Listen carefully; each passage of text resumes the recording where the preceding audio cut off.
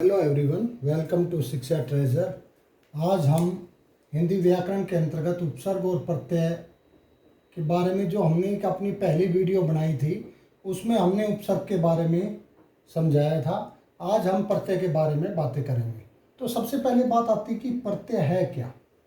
तो देखिए, वे शब्दांश जो किसी मूल शब्द के अंत में लगकर उसके अर्थ को बदल देते हैं उन्हें हम प्रत्यय कहते हैं। उपसर्ग तो वे शब्दांश थे जो किसी मूल शब्द के आगे लग करके उसके अर्थ बदल देते थे, और प्रत्यय वो है जो किसी शब्द के पीछे लग करके उसके अर्थ बदलते हैं।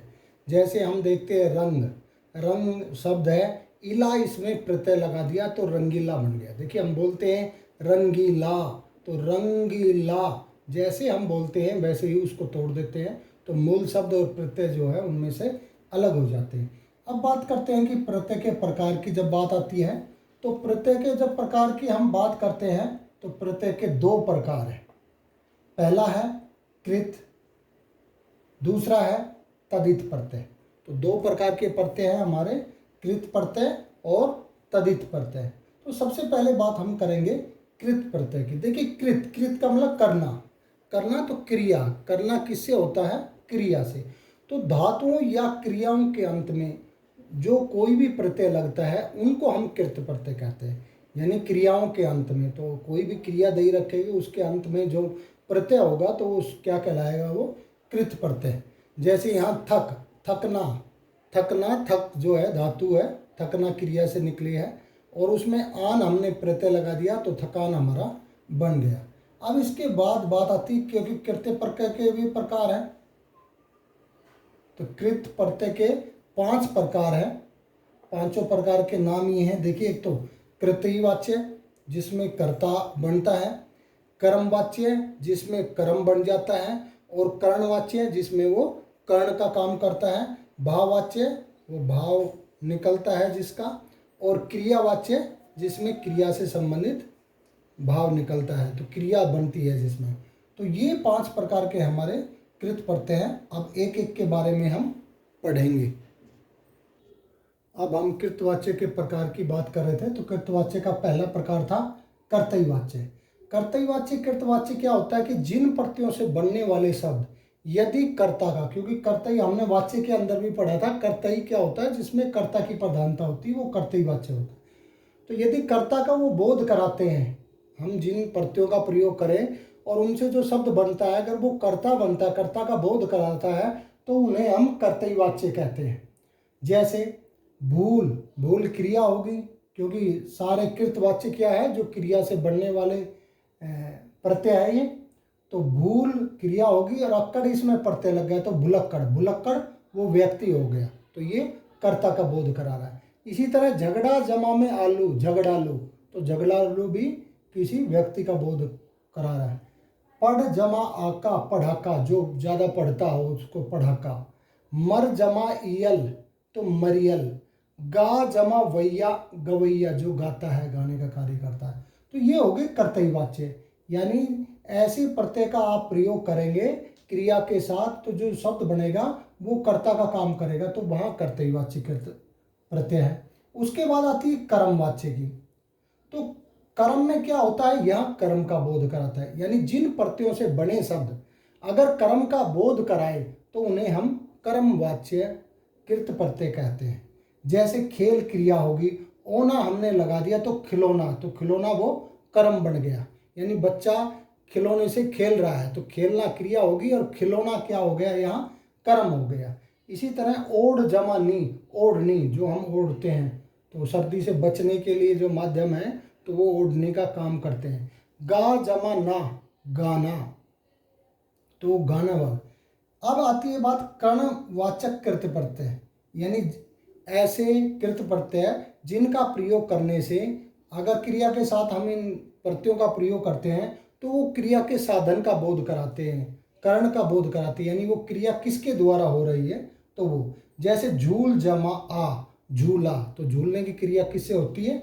झूला से। खेत जमा ई, खेती, तो खेती का कार्य।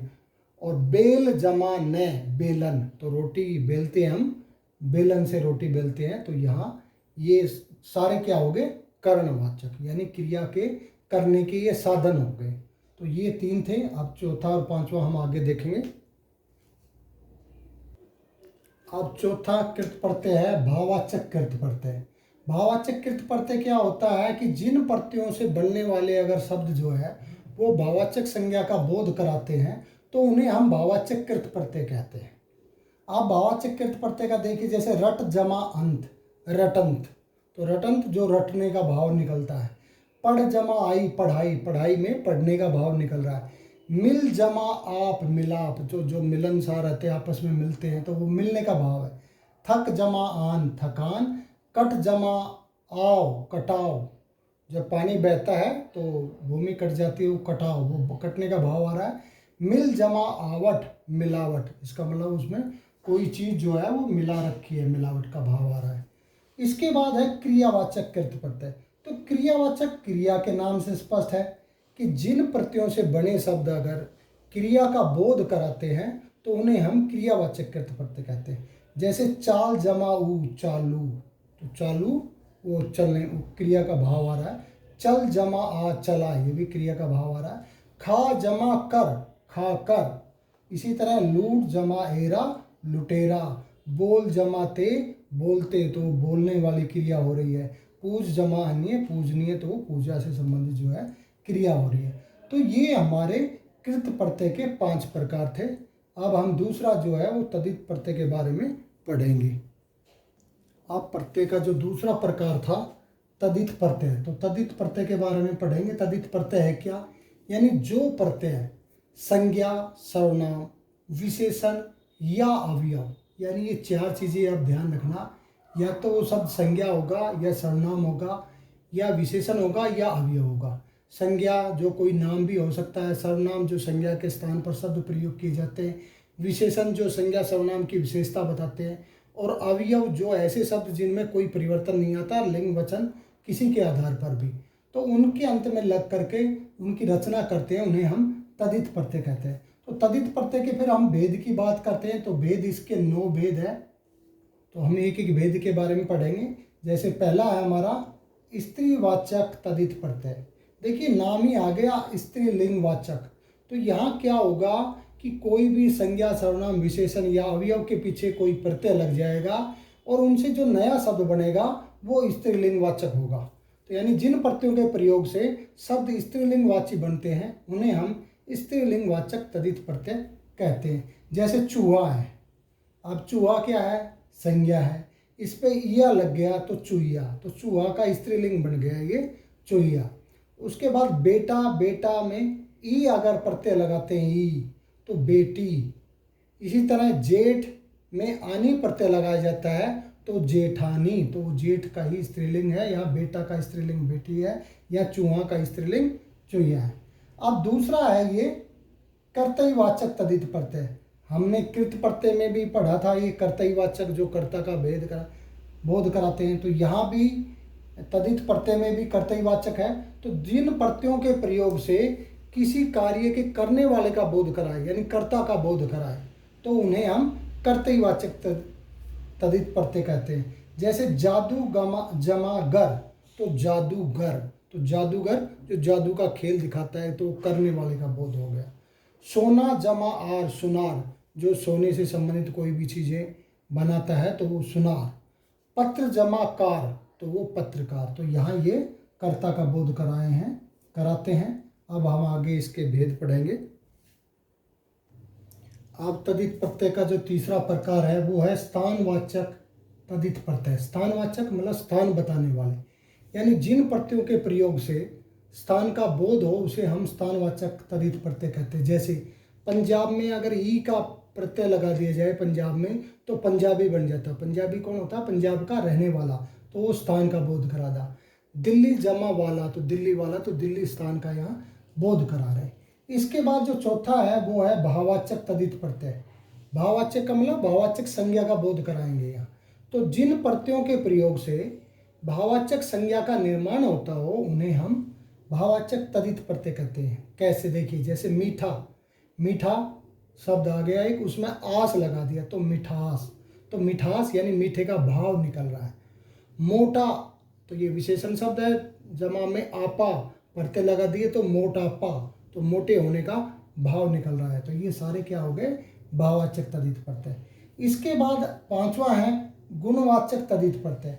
गुणवाचक, देखिए गुणवाचक, गुण बताने वाले, यानी जिन प्रत्ययों के प्रयोग से किसी गुण या विशेषता का बोध हो उसे हम गुणवाचक तद्धित प्रत्यय कहते हैं। जैसे लोभ जमा ई लोभी, तो जो लोभ करता है वो लोभी होता है, तो ये उसकी विशेषता होगी। धर्म जमा इक, धार्मिक, धार्मिक व्यक्ति होता है जो धर्म पर विश्वास रखता है, धर्म के अनुसार चलता है। इसके बाद जो छठा भेद है वो है लघुतावाचक तद्धित प्रत्यय। लघुता का मतलब छोटा, लघु मीन्स छोटा, तो छोटे का बोध कराने वाले, यानी हम प्रत्यय का प्रयोग करेंगे तो जो शब्द रहेगा उसके पीछे वो प्रत्यय लग जाएगा तो उसके छोटे होने का बोध हो जाएगा। जैसे जिन प्रत्ययों के प्रयोग से लघुतावाचक शब्दों का निर्माण होता हो उन्हें हम लघुतावाचक तद्धित प्रत्यय कहते हैं। कैसे, जैसे डिब्बा, डिब्बा होता है बड़ा, इसमें ईया प्रत्यय लग गया तो डिबिया, डिबिया का मतलब वो छोटी चीज होगी, छोटी डिब्बी। नाला, नाला होता है बड़ा, जमा ई नाली, तो नाली नाले का छोटा रूप हो गया, तो यहाँ हमें छोटे बना दिए गए प्रत्यय का प्रयोग करने से। सातवां है बहुवचनवादी, बहुवचनवादी तद्धित प्रत्यय। तो बहुवचनवादी बताने वाले, यानी ऐसे प्रत्यय रहेंगे जो उनका प्रयोग करने के बाद वो शब्द जो है वो बहुवचन में बदल जाएगा। तो जिन प्रत्ययों के प्रयोग से बहुवचनवादी शब्दों का निर्माण होता हो उसे हम बहुवचनवादी तद्धित प्रत्यय कहते हैं। जैसे लता में ए लगा दिया तो लताएं, तो ये बहुवचन बन गया। लड़का, लड़का में ए प्रत्यय लगा दिया तो लड़के, तो ये लड़का का लड़के बहुवचन है, लता का लताएं बहुवचन है, तो इस प्रकार से ये बहुवचन बन जाता है। अब अगले दो देखिए। अब अगला हमारा आठवां है संबंधवाचक तद्धित प्रत्यय। तो संबंध का मतलब संबंध दर्शाने वाले, यानी जिन प्रत्ययों के प्रयोग से संबंधवाची शब्द का बोध हो, जिन प्रत्ययों के प्रयोग से संबंधवाची शब्दों का बोध हो उसे संबंधवाचक तद्धित प्रत्यय कहते हैं। जैसे चाचा जमा एरा चचेरा, तो चचेरा जो चाचा का बेटा होता है उसको चचेरा बोलते हैं। राधा जमा ए राधे, जिसका राधा से संबंध होता है उसको हम राधे कहते हैं। इसके बाद नौवां है क्रमवाचक। क्रमवाचक का मतलब क्रम, संख्या 1 2 3 काउंटिंग का बोध कराते हैं। तो जिन प्रत्ययों के प्रयोग से क्रमवाची शब्दों का निर्माण होता हो उसे हम क्रमवाचक तद्धित प्रत्यय कहते हैं। जैसे 10 जमा वां, दसवां, तो दसवां जो नंबर होता है। 1 जमा हरा इक हरा, जिसमें एक ही चीज हो, तो ये संख्यावाची है। तो आज हमने अपनी इस वीडियो में प्रत्यय क्या है, प्रत्यय के कितने भेद हैं और प्रत्येक भेद के कितने उपभेद हैं उनके बारे में हमने जाना। अगर आपको ये वीडियो पसंद आई हो तो इसे लाइक कीजिए और चैनल को सब्सक्राइब करना ना भूलें। Thank you.